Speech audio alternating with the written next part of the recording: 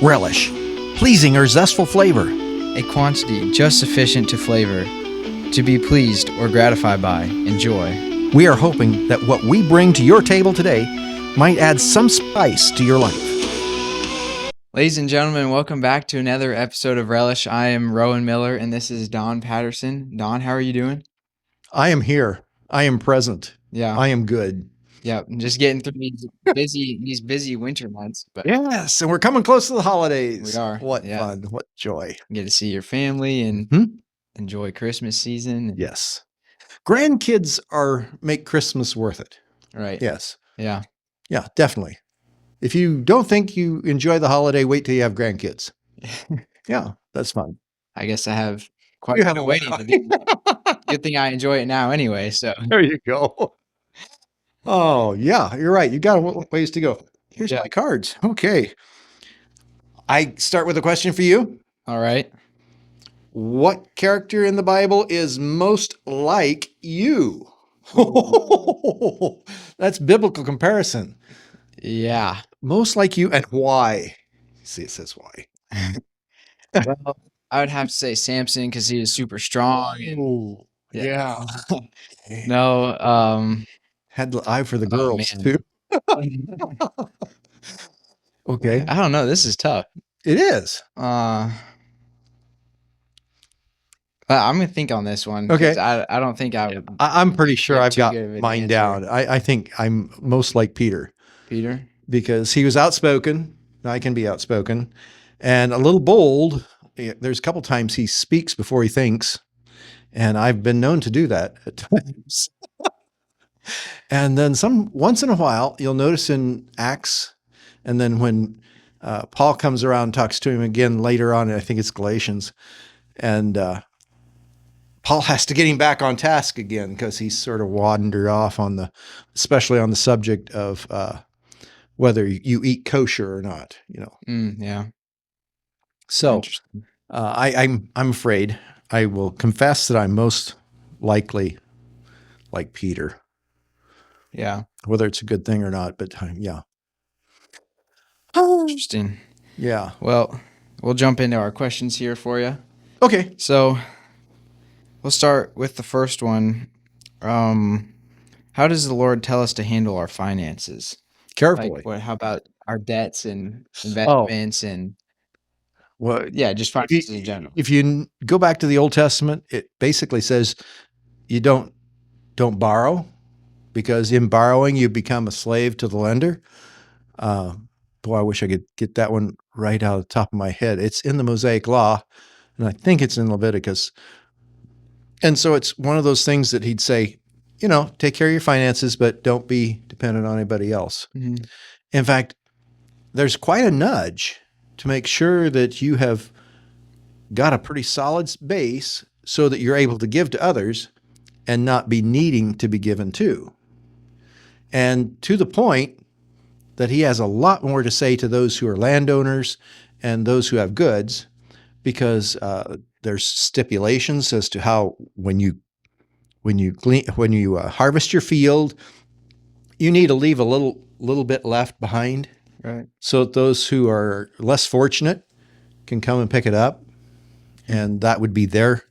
It's as if be successful and be able to share with others. Yeah. And don't be a servant. He doesn't. It's you take care of your servants if you have servants. So I think the nudge is to be financially stable and work really hard at being financially stable. That being said, when Jesus comes on the scene, he's saying, especially Matthew chapter 6 comes to my mind first, don't be a lover of money, and pile up your riches in heaven. So that means it's a different mindset. You use all your gifts and abilities for kingdom reasons. Yeah, you make money, but money's not the end game. Serving the kingdom's the end game of all your finances. So that's fairly consistent with the Old Testament. All God asks is a tithe. That's 10%. That's not bad. Right. That's Yeah. what he asks of your money, but then he wants your whole heart. That's true.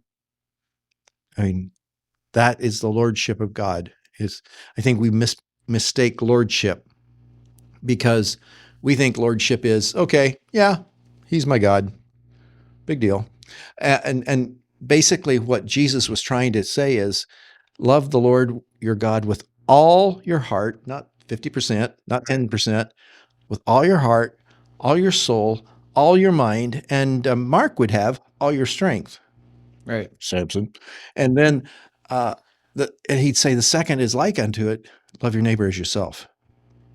So he puts the lordship of God very high in that economy. So when you talk about economics and finances and economics are a way to get things done in the kingdom. It's needed, it's necessary, but it's not priority. It's secondary to the lordship of Christ, the lordship of God in our life. So now, did I answer your question? You did, but I'm a Circle back around, Don. yeah. I'm gonna come back to the debts part because so we're not supposed to make ourselves a slave to the lender, but like when you're buying a house or a farmer with land, I mean it's not almost impossible not to get a loan. That's of right. some kind. So like how does it's a necessary evil, I guess. Okay. We can't get around without it. Yeah. And there's some businesses that operate solely on the amount that they can borrow. That's not exactly what God was telling us to do. But I think at least it's, if we take the Old Testament example seriously, that means don't go over a whole hog into debt, reminding yourself that all that money that you have, that you got from somebody else, not only is their money, but you have to add to them a little bit. Yeah. Among the Jews, what's interesting is usury was outlawed. You couldn't, if you're a Jew and I'm a Jew, I'd lend you money, but I can't charge you interest. Interesting. Well, that's not the way our financial system is set up. I go down to the bank and they make sure that I pay interest. Yeah. Nobody would want to lend money. Nobody would want to lend money. So that probably lowered the banking system among the Jews, that being the case. Today it's different. Everything's based on what you're able to get in a loan. Yeah. Liquidity then is another thing. Yeah. Yeah, we don't have to get into the whole economics. How did your thing go with your class that you were doing, the stock market? Stock market game, it was all right. It wasn't. You didn't win? No, I didn't win. But you didn't? Not even for the Hillcrest bunch, you didn't win? No, somebody else from the church won. Beckett did. So really? Yeah. Our Beckett for our school. Oh, Beckett. Good deal. He was like 6th in the state, maybe. Are you serious? I think so. Beckett. So I hope you're watching. God bless you. Okay. Yeah, we had an unfortunate time span because the government was shut down for 3 weeks. So that didn't help us out any, but okay. But you learned how a government shutdown affects the stock market. Right. And theoretically it shouldn't, but it does. Yeah. It does. Yeah. Even a good sneeze of the president can affect the stock market. Right. That's the world we live in. Yep. This might be more of a shorter answer, but I mean, we'll see if you turn it into a long one. But if I turn it into yeah. Did Mary experience a painful labor with Jesus? Yeah. I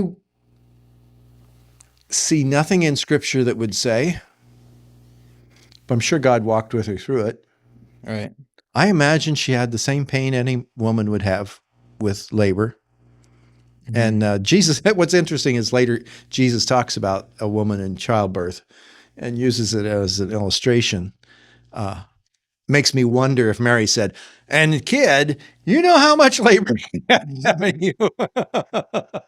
And that might be, that's why Jesus, the oldest of the kids, Right. Would have heard that and said, okay, or watched his mom with other kids that she was having and understand that there's a lot of pain in childbirth.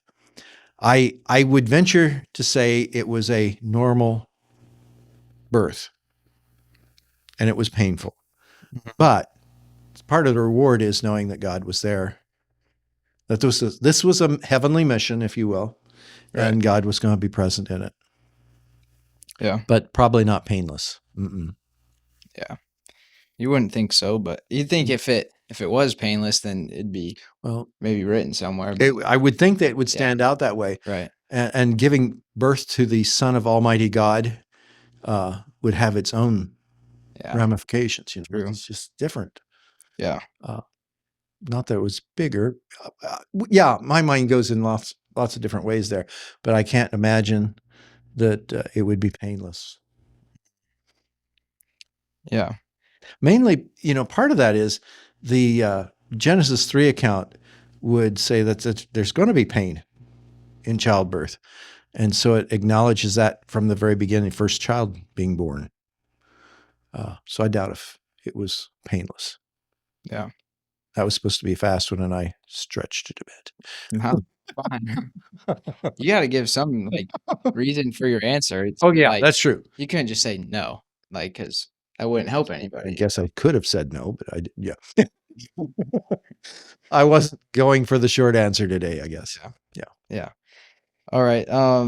In Luke 2:51-52, why is he capitalized but not all the time? Oh, yeah. Which maybe you want to say why. Also depends on which translation you're using. You're looking at, are you ESV? I have CSB. Okay, CSB. Yeah. And 51-52. Oh, yeah. This is just one part I think that was noticed, but. Well, one of the things we have going on with translators, and CSB does a little better than the NIV. NIV usually just continues to make it a lowercase all the way through. And that being said, it's consistent. Yeah. Doesn't mean it's right. But if you go higher case, that means that you are using it for God. Okay. And so you have made the assumption that the he participle, it's a participle, it's not the entire word, it's participle used, is for Jesus. And so the places that they can be absolutely sure that it does reference back to Jesus, I like the way a CSB does because it capitalizes it. Yeah. If there's any ambiguity that it is Jesus to whom it's talking, then the CSB will go to the lowercase. Interesting. Whereas NIV, all of them are lowercase. And you sort of go, well, be that way. You're not even going to capitalize it when you know it's Jesus. Right. And that's, yeah. So it's part of the approach of the translator to the text. The texts are the same.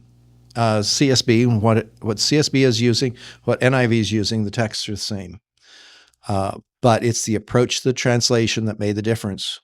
When CSB is sure that it's talking about Jesus or God, it will be capitalized. The participle, the personal pronoun will be capitalized.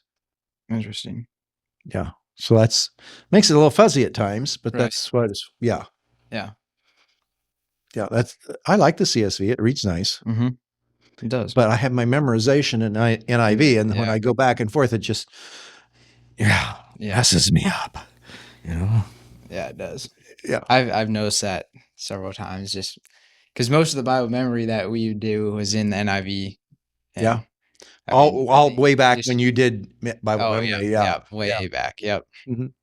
3.5 years. Yeah. Yeah. Do you like the red letter Bibles for Jesus spoken word? And most of the time they get it right. Most of the time the red letter Bibles do emphasize the exact words Jesus was talking about. Okay. And There's actually some Christians, they call them red letter Christians, that only read the red letters. Huh. Believing that what came across the lips of Jesus was more important than any other part of the text. Well, there's certain credence to that. Right. The exception is, if you don't read the black letters, how do you know the context of the red letters? Right. And so then you don't get the rest of the story. So red letters, fine. I do like to be able to read the Bible in such a way that when I come to a personal statement like whether it's Jesus talking or Paul talking or Peter talking, I realize that is somebody verbally communicating. That means it probably stands a little higher than the rest of the text because it's their words, what they actually said. So I like to read the Bible that way so that I can sort of be in the conversation, I guess, as a listener. Yeah. I like that. I mean, to me, it makes Scripture more exciting to know that it was spoken. Right. Yeah. Yeah. So red letter, yeah, that's all right. It really doesn't have to be red letter for me to. If it was just red letters, would you know that Jesus fed 5,000 people? Not all the time. No. Yeah. 5,000 wouldn't be in there because he didn't say, I am going to feed 5,000 people. No, Yeah. that's not there. Right. Yeah. He'll say, no, what do you have? And then and it doesn't even say the words that he said when he prayed for it. We don't have that recorded. Right. So yeah, I wouldn't limit myself to a red letter text, but I won't beat you up if you do. So you mentioned sometimes if it's a red letter Bible, then some of the stuff that's red shouldn't be read, or stuff that the red should be read, but you should read the black with the context to the red. Okay. Otherwise, like you said, you gave a really good illustration, the feeding of 5,000. Jesus never said he fed 5,000, but the text behind it does, and it describes the boy and the 2 loaves and 2 fish and 5 loaves, and the 5,000 people. You don't get any of those details if you just read the red. Mm-hmm. Yeah, but it's a way of doing things. Mm-hmm. I'm just glad when people finally get in the Word. Yeah, and maybe memorize it once in a while. Right. Yeah, red letters can be a discussion later down the road, but you're up. Yeah. Okay. As long as we don't need it right now, we're good. Need bigger ones, I guess. Yeah. What are the pants called? What was the name that you always mention? Barn door britches. Britches. Those have big enough pockets? No. No, they don't have big enough pockets.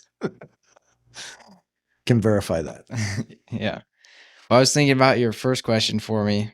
Yes. And I do not have anything. I have a mental block right now. Mental block. Yeah. Well, I don't know if I know myself well enough or some of the other characters in the Bible quite well enough, but did anything come to mind for you about well, I had a little thought of Gideon. You were sort of Gideon when I called you to this and said, "What? Will you do this?" Well, I'll try. Yeah. We'll give it a try. And so you sort of Gideon. You didn't put a sheep's thing out, though. That's true. I didn't. You didn't put a fleece out, So you're probably a little above Gideon. He used that fleece more than once to get the idea. Are you really calling me this, God? Yeah. But that's one. There's I guess I hadn't thought about it for you, but that Gideon thing came right away. I just wonder if there's anything came to mind, and that's what came. Yeah, cool. Yeah, I think that about wraps it up for us then.